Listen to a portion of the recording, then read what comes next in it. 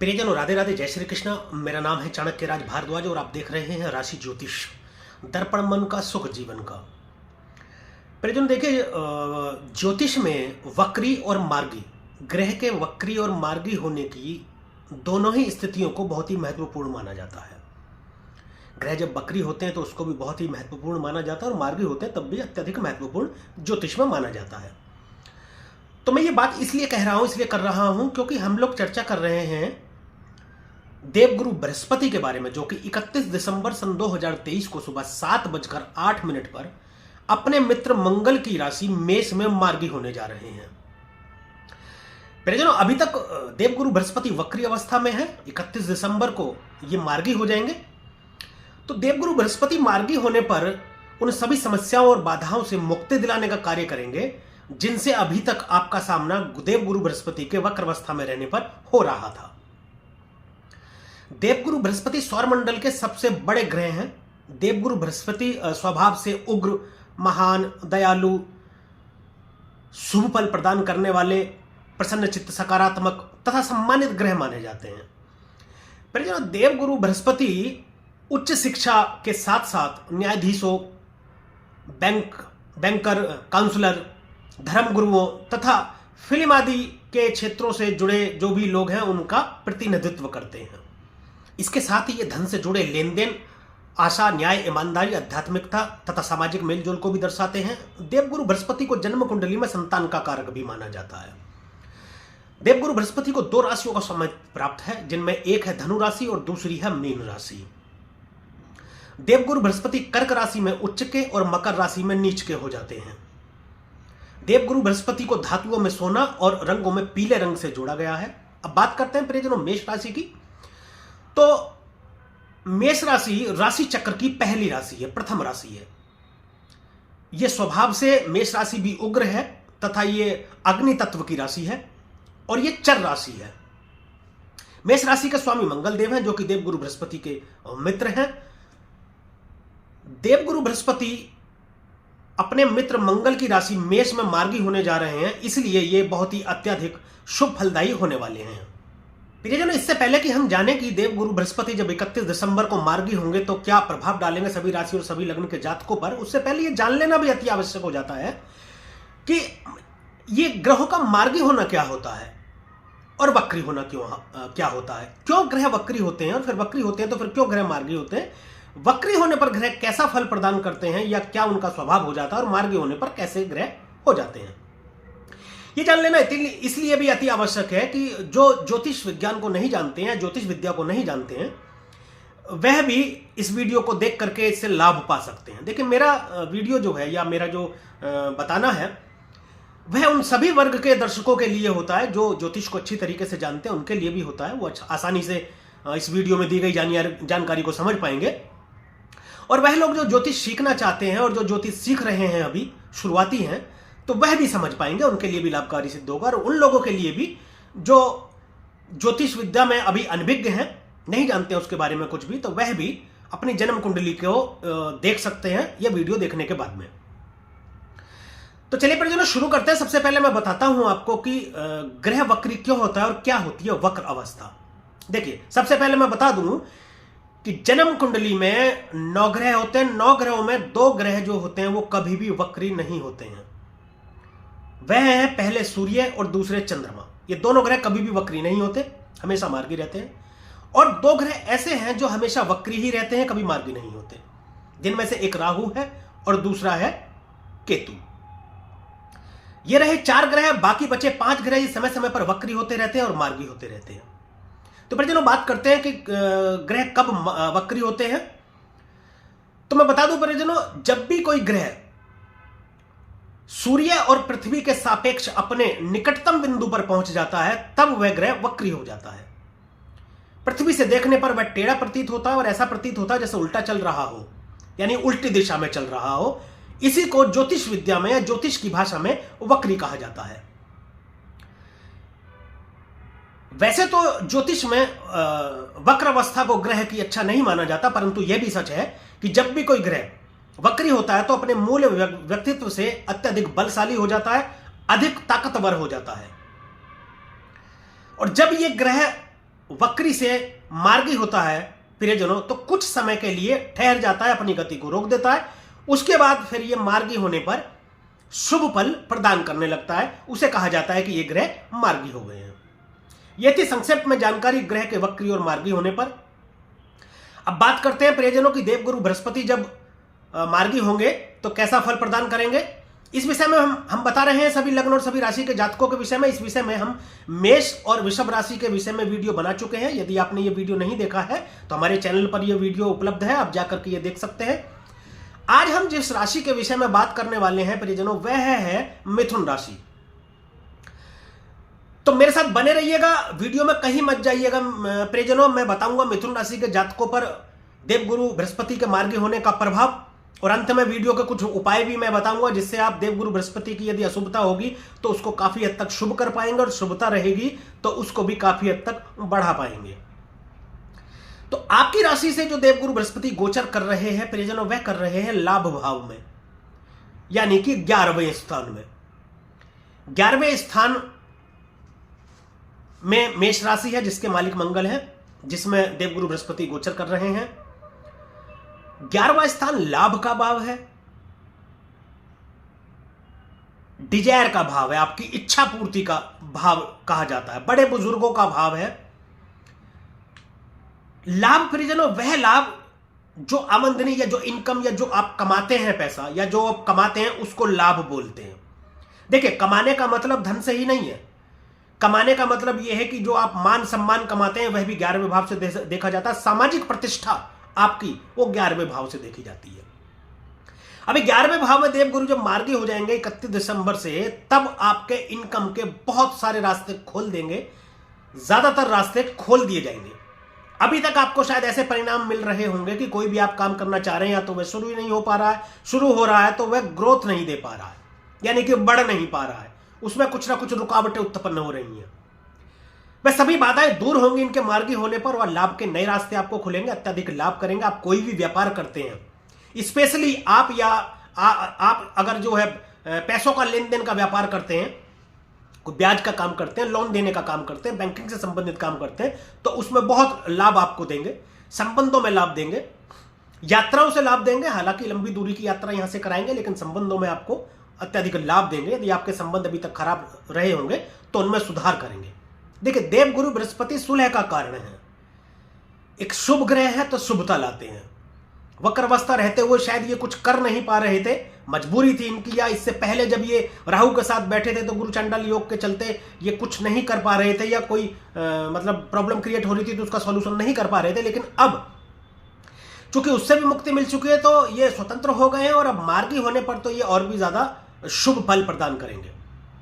लाभ के स्रोत आपके बढ़ा देंगे, अत्यधिक आमदनी आपकी होगी, मतलब मल्टीपल सोर्सेस आपके इनकम के होंगे। यहां पर बैठकर गुरु ये करेंगे।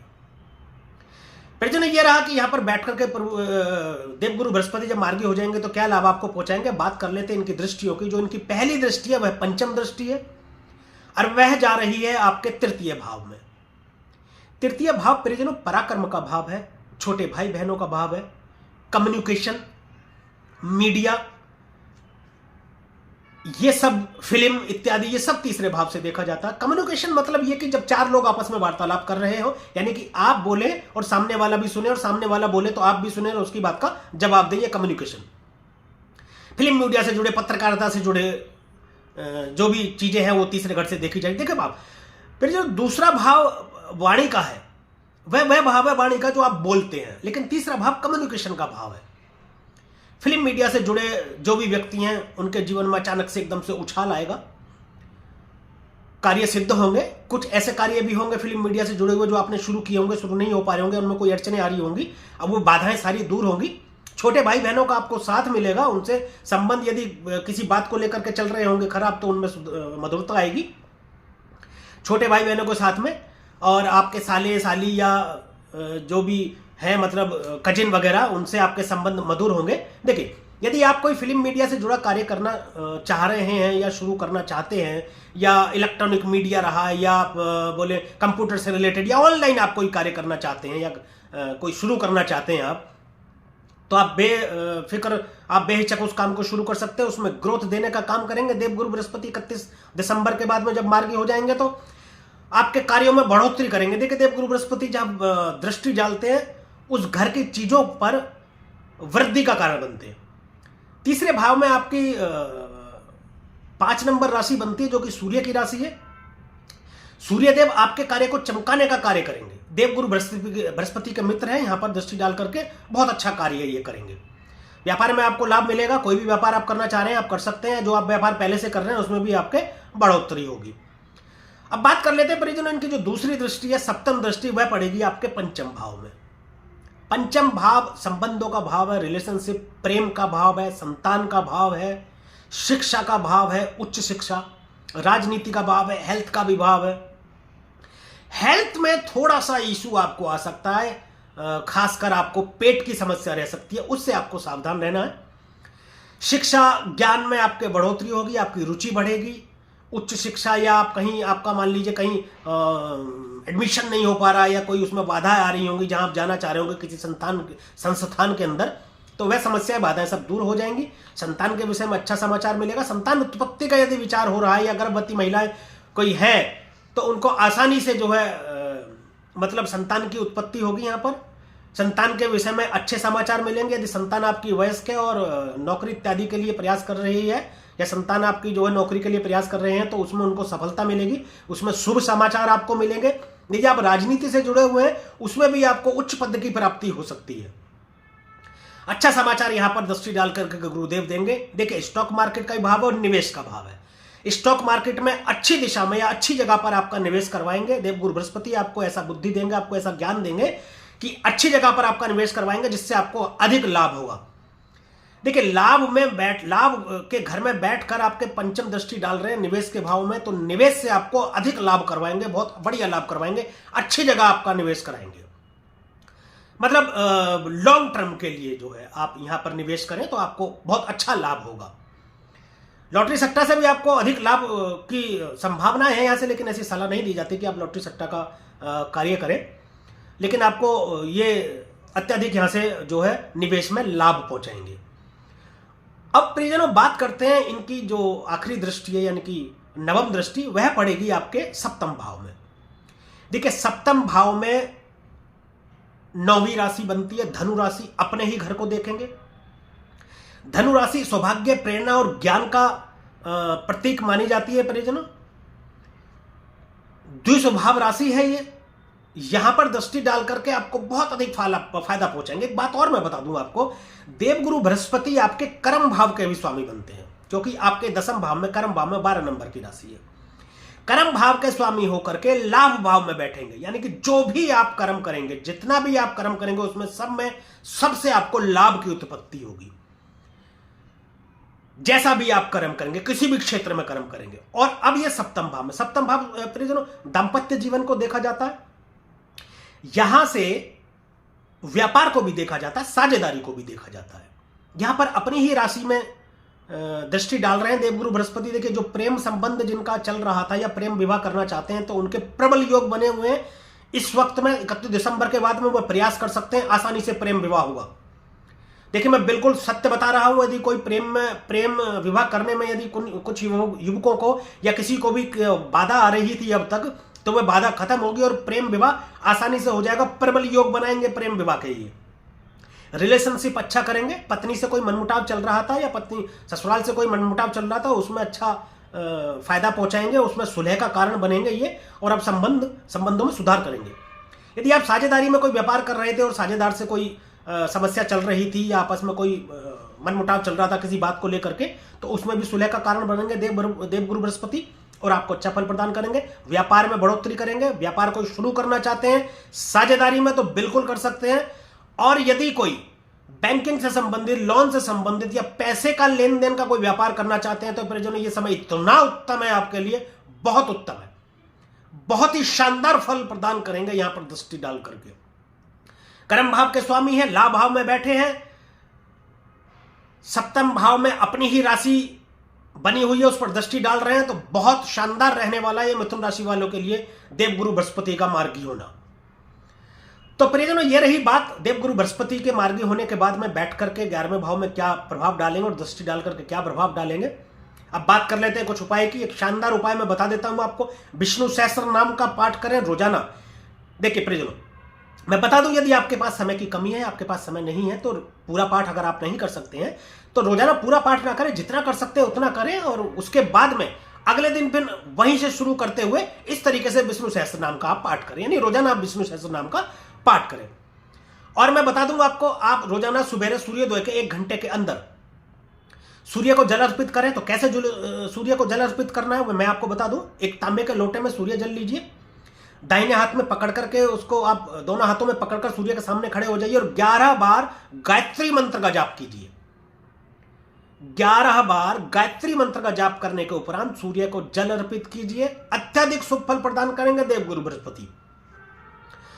और एक शानदार उपाय कि आप जो है माथे पर, जुबान पर और नाभि पर केसर का तिलक लगाएं प्रतिदिन, और एक तांबे का कड़ा बिना जोड़ का अगर मिल जाए तो अति उत्तम है, वरना जोड़ का मिल जाए तो वह भी आप पहन सकते हैं।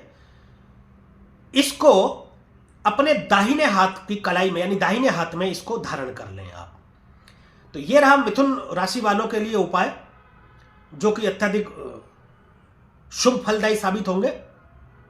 और इसके साथ ही मैं बता दूं परिजनों, आपको अपने आचरण सही रखने हैं, अपने कर्म आपको सही रखने हैं। देखिए, यदि आप अपने कर्म अच्छे रखेंगे तो कोई भी ग्रह आपको शुभ फल प्रदान करेगा। यदि आप अपने कर्म अच्छे नहीं रखेंगे, अपना आचरण अच्छा नहीं रखेंगे, दूसरों के लिए अपने मन में गलत धारणा रखेंगे, गलत विचार रखेंगे, दूसरों का बुरा करने का सोचेंगे, तो कोई भी ग्रह कितना भी शुभ बैठा हो आपके जन्म कुंडली में, तो वह भी आपको अच्छा फल प्रदान नहीं करेगा।